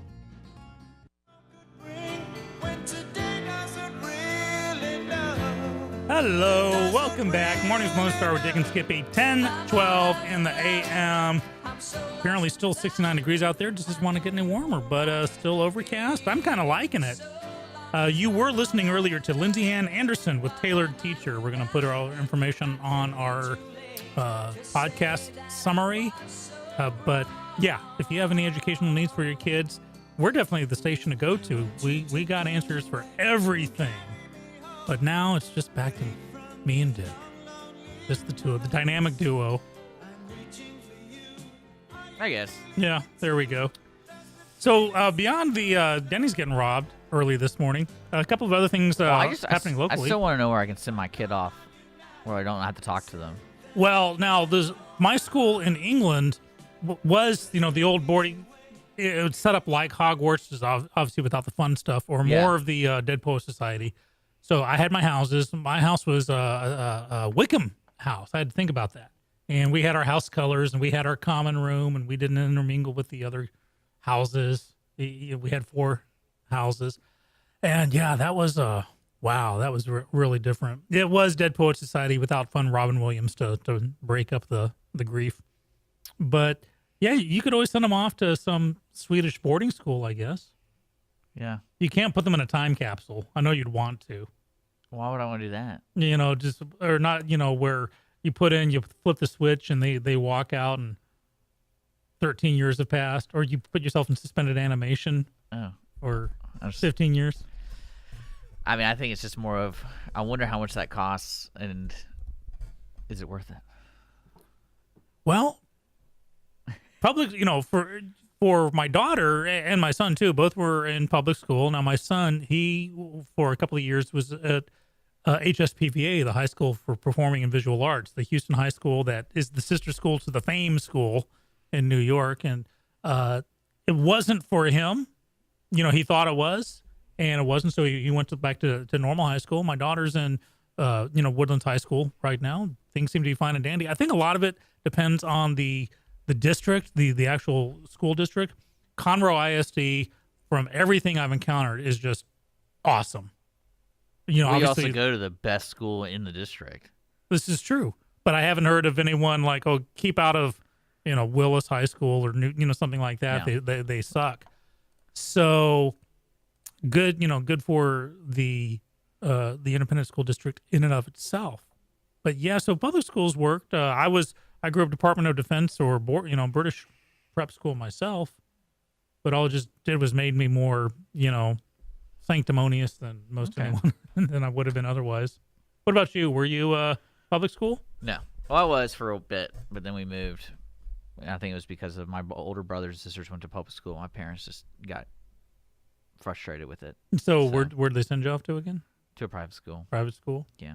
Military academy? No. It's a Christian school in Okay. Houston. So. There you go. You turned out okay. Yeah. Yeah, I think. I guess. I don't. You're not a like hidden serial killer or anything like that. Aren't we all? Like the religious killer, Aren't we all? brutally murder someone, then leave like a rosary at the crime scene. Anything like that? No, I'm not. I haven't faced those problems yet. Nothing's really awakened that part of me. So. Oh, I think the sleepless nights when your kids do start showing up. Well, I mean, it's certainly a conversation Holly and I have been having, and it's one of those things where, given the circumstance of when it actually happens, that's when we'll make that decision. She didn't like that. No, there you go. I'm not really worried. There you go. But yeah, definitely, I think it's down to the administration, and I think it goes to the state level. I think there's some issues with our education system that are definitely have their genesis at the state legislature, and I think some things should be fixed. That's why when I finally get elected president, I'm just going to surround myself by really smart people who've actually done the job. I need teachers to run the Department of Education, teachers and principals. Yeah, there we go. So do you know that this Saturday we got a couple of things happening? The April Sound Charity Classic and Fun Day is happening out at April Sound. That's the area that the reluctant cowboy Rick lives at. So at the country club there, they're going to have a day-long event, and proceeds are actually going to benefit 3 local charities. We got Augie's Quest, the Employee Partner Care Fund, and Young Texas Artist Music Competition are going to benefit from the monies gotten at the April Sound Charity Classic and Fun Day happening this Saturday. And also Saturday, if you don't want to go out to April Sound in the Woodlands, they got the Pink 5K at Rob Fleming Park, little 5K race for breast cancer awareness. And if you go to the Pink 5K, so be sure to have that definitive at the beginning, thepink5k.com, and get lots of information about that. And go on and sweat for a worthy cause. So this local stuff that I know we have some other stuff like a couple of weeks. We're going to have like breakfast with cops. Well, one thing that we talked about and the station's doing is going to be the Woodlands Barbecue Festival. Mm-hmm. So I'm excited about that. And we're going to have our booth. We're going to have a booth out there. We're going to have live broadcasts and on what's the Sunday. It's Sunday, October 7th. And we're going to be live broadcasting out there pretty much all day because I'm emceeing the event. And if you're interested in barbecue, tasting barbecue from around the world, or around Texas, they have 16 different barbecues joints coming, and it's $50 to get in, but it's all you can eat barbecue. And if you're a barbecue person, you like barbecue, the $50 is worth it just so you can experience something different. because each one of these cook-off teams doesn't just make. It's not like they all make brisket. Mm-hmm. They all make their specialty. So Do you think barbecue is the definitive Texas plate? You know how some, like, I guess for Louisiana or New Orleans would be the po' boy or the jambalaya, or Well, I think the I Philly think, cheesesteak. I think barbecue fits in the lifestyle of Texas. Okay. Because if you think about Texas, what do we do? What do a lot of people do? Football, tailgating, and basically grilling is like the number one pastime for a weekend. Like people always invite. Like if I'm inviting you over, what's the best chance of what am I going to make for you? It's gonna be smoking, is what you're gonna be doing. It's gonna be grilling. Like, we can grill some chicken, grill some hamburgers and hot dogs. And I think the barbecue is just the newest thing that people get into, and it's part of that culture. Much like cigars for me go beyond just lighting up a cigar on the back porch. It's the experience. Yes. I think barbecue, it's the experience of barbecue, the communal gathering, the tailgating, the giving the chef the hard time as he's got the funny apron on and turning the meat just right, and everyone else chiming in what they would do. And it's something that I was telling Holly, is like the reason I like it, because it's something that gives me something to do all day, and I don't have to worry about going out doing things. And it's like it's more of like a preparation deal. Because especially I've noticed that as I get older, I have to be very, very choosy or very delicate with my time, my free time. And it's not like when you're younger where you went to school and then you had nothing to do till the next day at school, or that kind of thing. Where you could really do anything, and especially she judges me because I play video games. If I play video games longer than 30 minutes, I'm a loser in her eyes. So I have to but I'm not a loser if I smoke a brisket all day, which I don't know. And but that's where I found enjoyment, where I get to wake up at 4 a.m., 3 a.m. and put it on, get it all ready. It's like an all day thing, especially when you eat it all week. It's so good. So okay. Well, now you're just making me hungry. Well, yeah. Oh, by the way, yesterday, the other day we had the commissional coffee guests on, Aaron and Sonia, if memory serves. Yes. And I tried their coffee. They were really sweet and left us, some coffee. And I took a bag of their roast. Oh my goodness, golly, it was really good. Oh my goodness, golly. Yeah, that's right. OMG. So, oh my goodness! How did you prep it? Did you do the French press, or did you do? I didn't French press. I want to, but unfortunately, my French press didn't make the flood. It was in a box from the previous flood, and it got flooded. And I just didn't. I felt weird about. I didn't think any amount of scrubbing would make it clean. So I did do. I put it in a reusable Keurig cup, one of the plastic ones, and ran it through my Keurig. And I definitely want to try it as French press, but it was really good. I want to thank them if they happen to be listening, to Sonia and Aaron, or with Commissional Coffee. Go to commissionalcoffee.com. They were pretty good. Also want to take a moment to thank our sponsors. We haven't done it in a few minutes, but we do have Conroe Coffee. We love Conroe Coffee. Cleans people office cleaning. We love it when they clean our studio. Hint, hint. And of course, Jay Stittleberg running for a county judge, and that's just weeks away. I cannot believe we are almost at Election Day. This is some hardcore stuff happening. If you haven't registered to vote, do register. You still have time until October the 9th, I believe. And then right after that, early voting will start. And then November 6th will be Election Day. Are you all registered, ready to go? Yeah. Do you know who you're going to vote for? Honestly, no. Well, get to know your candidates. The one nice thing about early voting, it's go to one of the few. I don't need to know nothing to do nothing to vote. Yeah, there you go. Vote early, vote often. No, seriously, I'm the guy that, and I've said this before, I'll go and talk to the candidates. And I don't care what party they're with or anything. I'll find out what there is to find out about them. If I like what I hear, great. If I like how they interact, great. And many of my voting decisions have been based on that. Yeah. I guess. Now, speaking of barbecue, beyond Dick's Barbecue, we do have listener Misty saying that no one can beat Muford's Barbecue in Victoria, Texas. Misty, love you, but the odds of me hitting down to Victoria are pretty grim. So I need to know what the best local barbecue places are, because everyone says they're the best in Texas. I mean, I would say arguably here locally, there's a place in Old Town Spring called Corkscrew Barbecue. I believe I've been there. I can't remember though, so maybe not. But I think I passed by it. Old Town Spring Corkscrew Barbecue. You think they have like? Well, it's just good. It's consistently good. Okay. And it's a little bit more. I mean, because like you have your fast food kind of barbecue, which is like Rudy's barbecue. Who's Rudy? Rudy. I've never eaten at Rudy's. Yeah, I call it. It's similar to like the fast food barbecue, which is kind of like the. Because usually it's a gas station too, isn't it? Okay. But I mean, it's still good. But it's like. See, I want barbecue that just blow my socks off. Oof. Well, yeah, my friend Aaron should make it for you. Really? Yeah. Yeah, it's funny how home cooked barbecue seems to be like the best. But if there's a restaurant, if there's a barbecue restaurant out there, I like Luther's just fine. I like Papa's just fine, or all of them.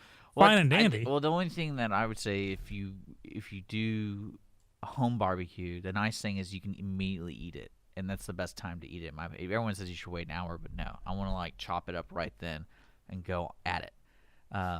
No, my ribs are pretty good. I've got a rib recipe down, but I don't grill them. I put in the oven, but I have a way. You should smoke them.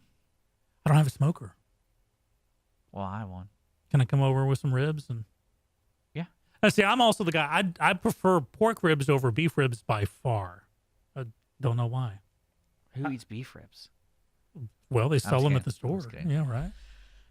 Okay. Well, let's take a break. Okay. All this food, I hate it. We're talking about it, so we need to not talk about it. And when we come back, we'll talk about more local events and things going on around town. And then maybe we can update about the Kavanaugh hearing. I wonder if anyone's protested and gotten kicked out. So far, no, but That sucks. okay, the votes are already coming in on good barbecue places. Keep it coming. Skippy's got to go keto, so I got to eat lots of meat, so let me know where to go. We'll be right back. I want you to come back and carry me home. Business office cleaning is available in the Montgomery County area from Clean Sweep Office Cleaning, with scheduled cleaning services such as floor care, window care, trash collection, restroom disinfection, and stair and elevator cleaning. Clean Sweep can service a business one time or on a regular schedule with daily, weekly, and monthly options. Clean Sweep Office Cleaning can be found online at cleansweepofficecleaning.com or by calling 832-689-7996. Clean Sweep Office Cleaning. Take back your time and let us make your office shine. Mornings with Lone Star is sponsored by Clean Sweep Office Cleaning. Conroe Coffee is a local coffee shop located in the heart of downtown Conroe at 206 North Main Street, Conroe, Texas. Conroe Coffee serves breakfast, lunch, and dinner, along with other treats and coffee. For more information regarding store hours and delivery in downtown Conroe, Conroe Coffee is on Facebook or by telephone at 936-266-7632. We would like to thank Conroe Coffee for being a supporter of Lone Star Community Radio and our morning sponsor with Mornings with Lone Star. Want to check out the fastest growing sport in the world? It's right here in Conroe, Texas, and it's roller derby. Conroe Roller Derby is a non-profit recreational league of women and men who want you to come and check out the fast-paced, hard-hitting game of roller derby. The Conroe Cutthroats practice at Rainbow Roller Rink on Tuesdays, Thursdays, and Sundays. You can find our game schedule and more information on our website, www.conroerollerderby.com. Our talk shows and music shows are looking for sponsors. Want to expand your brand awareness? Reach the hyper-local audience in Montgomery County? Lone Star Community Radio sponsorships accomplish this. Want to see our stats and rates? Check out irlonestar.com/sponsor for more information. Or call in and leave us a message at 936-647-3776 with your question. Get seen on TV or YouTube and heard on our podcast, FM, and internet radio. Sponsor your local radio station with Lone Star Community Radio. Hey guys, this is Connor. This is Dick. This is Chris. And we're with the Ticket Stub Podcast every Thursday live at noon on 104.5 and 106.1 FM in the Conroe area. Also, anytime at irlonestar.com. You go to irlonestar.com/TTS. You can find all of our social media. And don't forget, we give away 2 tickets to the Grand Theater on every show. If you like movies and you like complaining or celebrating anything that has to do with the silver screen, check out the Ticket Stub Podcast and join us every Thursday at noon o'clock on Lone Star Community Radio. Does the feeling seem oh so right? And what would you say if I called on you now? Said that I can't hold on. Hello, welcome back to Mornings with Lone Star with Dick and Skippy. It's 10:29 on the dot here in the studio. We have Richard, we have Jonathan, taking our final half hour before we end off the show. I have no idea why I talked like that right now. Just thought I'd break it up a bit.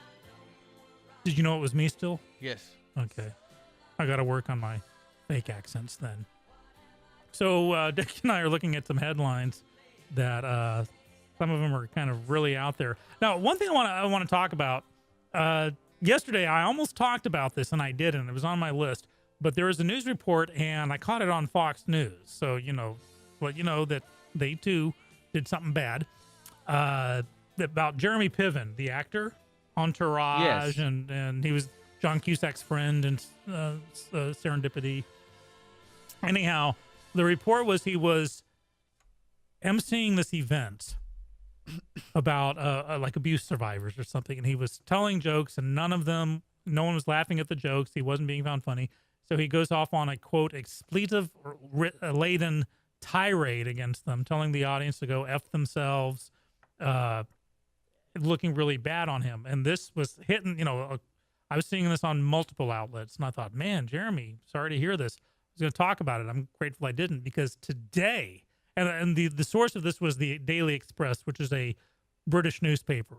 Now, understand, there are some papers in England, like the Sun, that I remember, I think it was the Sun, had literally the page 3 nude. On page 3 every day, there was a topless woman. A photo of her with kind of, maybe likes long walks on the beach. Seriously, you could buy your newspaper, open it up, and page 3, there'd be a topless woman. This is the kind of journalism that, when there's not a First Amendment or whatever, where you don't have the safeguards that are built in elsewhere. This is what you get away with. So today it came out that the incident with Piven literally did not happen. He emceed the event, and video was presented to U.S. media outlets to where there was no rants. The people were laughing at the jokes. It was and you got to wonder, a British newspaper printed this as fact, and every American outlet that I know of just grabbed it and ran with it. And no one. Well, it was an easy headline. Dick, you just nailed it. An easy headline that didn't take. No one bothered to say, I wonder if surely someone's got video, because you've pointed out many a time with the number of cell phones and selfies and everything going on out there, surely almost everything that's newsworthy is captured by someone at some point. Yeah. Well, this one was, but no one asked the question. So I'm glad that I'm not one of the people that hopped on that bandwagon, because so many different outlets reported it, including ones that I would find typically above reproach, that I could have ended up with egg on my face. So definitely, I'm glad that video existed, because, again, think about it. Jeremy Piven could have lost movie deals, TV deals, speaking engagements based on something that was 100. Well, the only thing factual was that he emceed that event. Other than that, everything was completely fabricated. Shame. Well, I think also with the world of social media, and that billionaire LA Times owner basically, it's the cancer of our society, which is rich from a person who's a billionaire. But the way I see it too, where it comes out of, is people will continue to use social media because they connect to people. And the world, I would say, a lot of people in this world need to connect, and it's part of who we are in nature, and like our natural makeup. We need to be able to connect with, if that makes sense. We need to be able to converse. We have been for thousands of years defining what it is to communicate with folks. We came up with a language. We came up with different, those kind of things. Right. Now, I know that I personally am a little raw. Someone compares something to cancer. And it's like earlier when I was talking about the AP was trying to compare the Kavanaugh hearings to the same level as 9/11, the Twin Towers falling, again, the it's a JFK headline. Assassination, and the Challenger explosion. That's hyperbole. And so how does this billionaire equate social media to cancer? Because to me, cancer kills people. Well, I mean, I think at the end, you could say on the face value of social media, people will say, yeah, like it's bad. Maybe not use that term. It's cancer. Well, I know bad. I'm kind of sensitive to it, but what's the analogy? I don't know. Social media is to. I'm not focused on the words he chose. Well, I mean, but how is it? So, cancer is universally considered a devastating killing situation. Yeah. Nothing good ever comes from cancer. So Are we how is sure? you got me? If anyone's ever had a good experience with cancer, Well, I mean, and I'm talking surviving. I imagine cancer research has benefited from people having cancer. They probably figured out some other things. Well, yeah, if you want to hop on the conspiracy train that we've had a cure for cancer for decades. Well, no, I meant more but you of lose like the going grant through money. the studies. You know, when you're basically researching stuff, there's a good chance you're going to find another solution to some other problem. Right, but I mean, okay, but on a personal level, like this guy is indicating it is a cancer or it is like cancer. So I'm trying to figure out how social media equates to the devastating effects of cancer. We can take cancer out of the equation, the actual word, but just that how. I'd like to, I guess, read more about how he means that. Okay. Does that make sense? Yeah. Well, I mean, I think it's just, again, I think he just says that to get a point across real quickly without thinking about what the actual point is. More of, we want you just to know I think it's bad. And how did he release this? It was an interview. And did that interview go out on Facebook, YouTube? No, I found it on a website called CNBC. CNBC, and I think if you scroll down, you see at the bottom, you can link that video to someone's Facebook account, Twitter account, Instagram. So in other words, a guy equating social media to cancer did it on a platform knowing that it was going to go out on social media. Well, again, I think that's where people are going to consume their stuff, and maybe he's just saying that because LA Times isn't as successful as it was 50 years ago. Yeah, it's hyperbole. And again, much like, the Kavanaugh hearings can't hold a candle to the 3,000 people killed on 9/11, can't hold a candle to Krista McAuliffe and the others who died on the Challenger, can't hold a candle to how the world was rocked and shocked by the assassination of a president. To try to put the Kavanaugh hearings anywhere near the same league, that just staggers me, this hyperbole. Well, you also have to accept that there's a lot of people who have a voice now, and typically the most outlandish things for some reason get through. Mm-hmm. And true. And that's in any situation. Like, when you're always there, you're in a group. Like, I go to any PTA meeting, and you'll have that one mom who's just like yelling and yelling and yelling and yelling, and it's like. But is she usually given the credence? Do people defer the pulpit to her?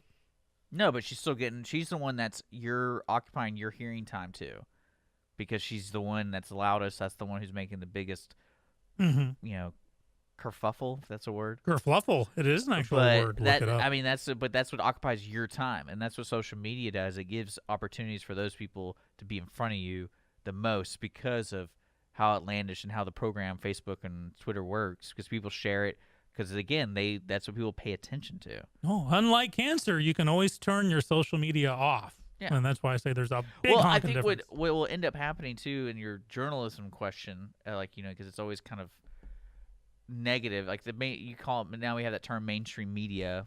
It's like can't trust it or whatever. But I think what's going to happen is people are going to become independent journalists, and that's who you follow. Because they'll be paid well. Somehow there would be a payment system to support that kind of investigative journalism. But then again, like, where do you want to go? Do I want to go to Tom Brokaw to get my news update anymore? Not really. I mean, I imagine that's going to slowly die out where those people aren't going to get paid their contracts. Yeah, bit by bit, that will go away. What if it goes the other way, Dick? That there are some countries to where to be a journalist, you have to be licensed, you have to be certified. Yeah. You have to follow certain standards, and if you don't, you're in a heap load of trouble. Much like to be a lawyer, you have to pass the bar. To be a doctor, you have to pass be licensed. Well, the challenge for those folks is how to make money.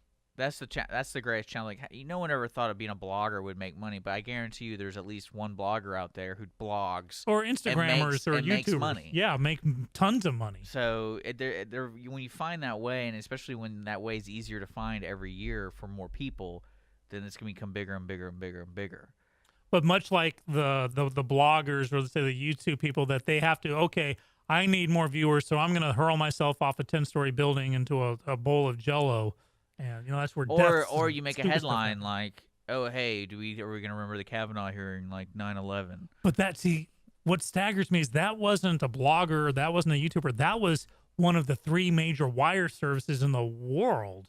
Well, we all kind of know they're a joke. I know, but wow, how the mighty have fallen to just cave into such a hyperbolic again. Yeah, this is as big as. I wonder what the best thing was before they did have sliced bread. I always kind of compare it to the numbers of like eyeballs, and so it's like how many people are paying attention to these things, and what's the real data today? Because Facebook shows data, but we don't know if it's been manipulated or anything. But you'll see 10,000 views on Adele's new song, so that means it's successful, right? Well, not necessarily. Like, how much money did they have make? 9,000 of them are Swahili. Well, not even that, but like, how much money does YouTube really output for Adele? Did they pay Adele like, every time you get 1,000 views, you get $5? But like, is that really a way to make money compared to the Rolling Stones 30 years ago? Because they were probably making $20 per song play, that kind of thing. Because it all converts down to money and how they make it. But that's the way I kind of foresee it happening. Is the world's going to figure out a way to pay individual journalists, investigation journalists better. And so it's going to become more successful in the future. Well, what about the standards? And I guess that's my biggest question. Well, that's what I'm saying. People are going to stop looking at these current sources because it's just so ridiculous. It's not like the world is getting dumber. Okay. The world is getting smarter. You think so? Oh, yeah. Interesting. Because I think when we're talking about education, and this is a great idea, if we're talking about homeschooling, it's become a bigger and bigger deal because of people care about their education. Right. So I think the heart is there for everyone to go. I wish everyone to have a good education, but we can also say the strong survive. Unfortunately, that's the way nature is, and I think there's something to be said for Darwinism. You're absolutely right. And I think kids are going to be pushed to become more educated on everything because of the access to Google and the talk of it. Because that's one thing I always thought was funny is the current. Like, for example, in North Korea, there's got to be at least one family there that has access to the internet illegally, and like how you learn what's happening in the world and how that can just wildfire the whole thing. Absolutely. I think that's why I kind of rant on standardized testing, because by their very nature, you want the schools are judged and they get their money and resources based on the number of people who pass the standardized testing. So you want, near 100% pass rate. Well, that means that for a standardized test, you got to lower the standards to the lowest common denominator. Yeah. Like the gazelles in a Darwinistic situation, this lowest gazelle gets eaten by the cheetah. So same thing here. I think killing standardized testing would enable teachers or administrators or even schools or school districts to say, okay, we have a strength with this student or this class and that we don't have to dumb it down or lower the standards for the standardized testing. And that's why I feel very, very strongly about standardized testing and how to abolish it. Well, do something about it. I will. I'm going to run for, I'm going to run for school board sometime. When? As soon as I find out if there's one open and what the qualifications are, and to make sure I'm actually qualified to be one. I don't want to run just then I'll run because against you. Awesome. So we can talk about it. We can talk about it on the air, too, have debates every day. Oh, no, great. All right, we're going to take a quick break. And we want to say thanks to our sponsors. That's right. Conroe Coffee, Clean Sweep Office Cleaning, and, of course, Chase Silbert for County Judge. Thanks for tuning in. We got one more segment, so stick around.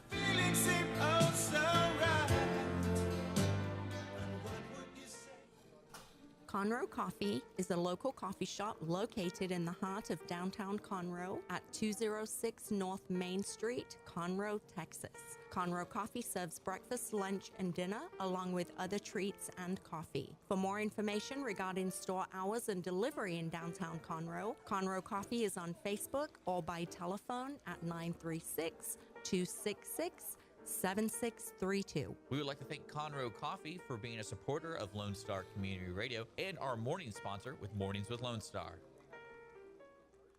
Business office cleaning is available in the Montgomery County area from Clean Sweep Office Cleaning, with scheduled cleaning services such as floor care, window care, trash collection, restroom disinfection, and stair and elevator cleaning. Clean Sweep can service a business one time or on a regular schedule, with daily, weekly, and monthly options. Clean Sweep Office Cleaning can be found online at cleansweepofficecleaning.com or by calling 832-689-7996. Clean Sweep Office Cleaning, Take back your time and let us make your office shine. Mornings with Lone Star is sponsored by Clean Sweep Office Cleaning. Hispanic Chamber Connections with Dr. Carlos Sanchez, President of the Woodlands Conroe Hispanic Chamber of Commerce, featuring event announcements, member highlights, and more. Tuesdays at 1 p.m., broadcasting from the heart of Conroe, Texas on irlonestar.com and Conroe's FM 104.5, 106.1. A Lone Star Community Radio is looking for those who are interested in hosting their own talk show, with monthly and weekly slots available on Conroe's FM 104.5, 106.1, and on irlonestar.com. Start your own podcast, create your first YouTube channel, and be on TV. Contact Lone Star Community Radio online at irlonestar.com or call the station message line at 936-647-3776 to take your first step into the radio world. Health Center Southeast Texas is a federally qualified health center. We accept Medicare, Medicaid, and most major private insurances. For our self-pay patients, we have a sliding scale discount program available. Our health centers have qualified providers and staff striving every day to provide the best quality of care to our patients. Services offered are family medicine, behavioral health services, telepsychiatry, and pediatrics. We have 4 area locations. Look up the Health Center Southeast Texas online at hcset.com.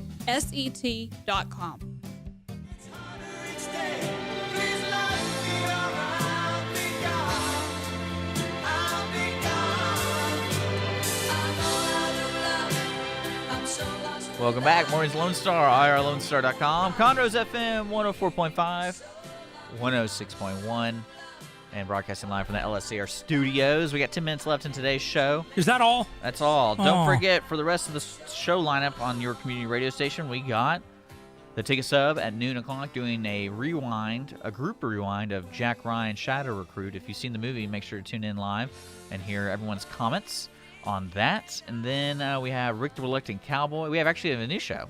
Sorry about that. We have Ball Control. The dudes who do Nerd Thug Radio want to do a sports show, and they're doing it. So it's called Ball Control. It's at 2 o'clock today. So I believe it's our 3rd episode. Ball Control. Ball Control. Okay, I'm glad you specified it was a sports show. I was unsure. Thank you. And then on top of that, we got Rick the Reluctant Cowboy with Afternoons of Lone Star for music. And then at 7 o'clock, we have the Reverend Julian Shea. But welcome back to Morning's Lone Star, hanging out with Skippy. Hello. And let's go over to some events because it is the end of the show. Mm-hmm. So I kind of want to go over the upcoming things that the community needs to know about. And I know I talked a little bit about the Woodlands Barbecue Festival, and that's supporting Pulmonary Hypertension Association, PHA.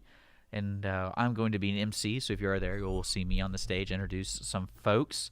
Bree Bagwell is playing there, so that's a big Texas music artist, and she's very good. I've seen her live several times. And then, of course, there's going to be 15 to 16 barbecue teams there. And basically, this isn't your normal barbecue cook-off, folks. This is you come and try their barbecue. It's $50 will get you in the door, and you can have all you can eat, little snacks, and all that good stuff with music and drinks and all that kind of stuff, all going towards pulmonary hypertension.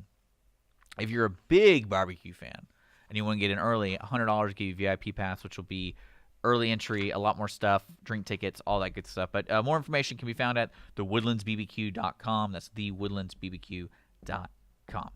All right. We've also got next door to us at the Crichton final weekend of Savannah Sipping Society. Okay. Great comedy, female-driven. Get your tickets at Crichton Theater with an RE.org. And then coming up soon, we got And Then There Were None over at the Owen Theater.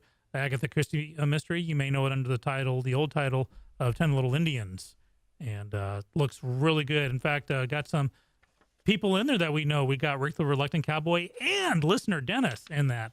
He cut his hair and shaved his beard down. Well, maybe we should get them in as a guest. I think so. I think we should talk about it, and I want to go see it. So I really don't care about it. I mean, I'm just kidding. I think it's going to be a lot of fun. Well, see, even though I know the plot, I still want to see it again because it's a great character study, and it's great to see how people interpret the actors. So, Dennis, Rick, and the others, I'm looking at you. And looking at, I know October is just around the corner, and you're looking for some Halloween events. There's a lot of stuff going around in Montgomery County with your kids. Probably one of the biggest one here in Conroe is a trick-or-treat trail, and then follow up with Movie in the Woods, brought to you by the Conroe Parks and Recreation Department, happening on October 20th, folks. So if you have kids, they're going to be doing a October 20th from 3 to 6 for the trail, which is similar to like trick-or-treating. You dress up and you trick-or-treat and you get candy and all that stuff at Carl Barton Jr. Park. It will open at 3 p.m. and then it'll close at 6 p.m. And if you stick around, they're going to be doing Hotel Transylvania 3 in the movie at 7:15. Both events are free. Visit cityofconroe.org for more information on that. And happening next week, my buddies with the Conroe Police Department are having their National Night Out with you. It's a free event again. Hot dogs, chips. They're going to have a SWAT truck, all that cool stuff. So come meet your local police officers with National Night Out happening at the Target parking lot at the I-45 Highway 105. There's a lot of information. More information can be found with the Conroe Police Department. So, yeah.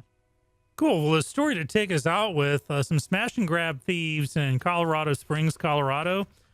Yeah. Drove their van into a pot shop and grabbed all the herbs that were in the display cases there out front. And this was like in front of witnesses. This was not like after hours. Okay. And took off and left the van behind. And, well, apparently they're at home right now smoking oregano.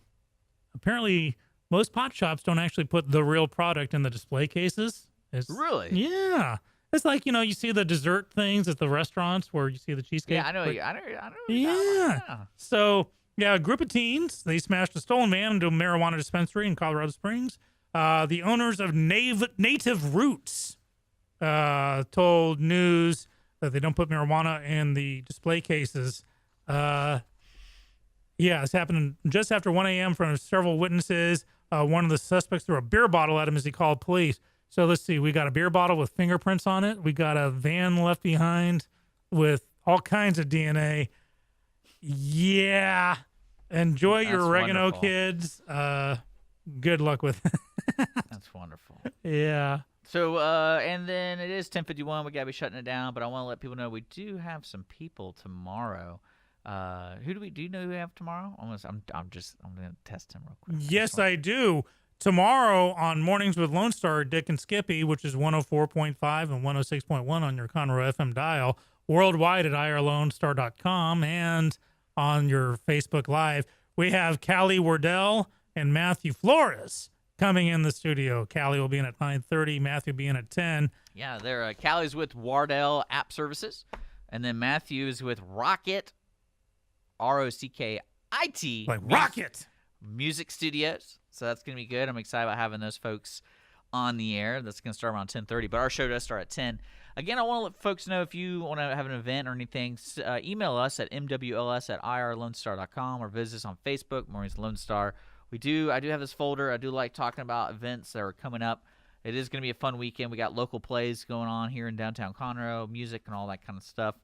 Yeah, so we encourage you to reach out to us, and we'll do all that cool stuff. Skippy, it was good to see you. Dick, it's always good to see you. Happy Thursday. Don't forget, folks, stick around at noon o'clock today with Jack Ryan's Shadow Recruit.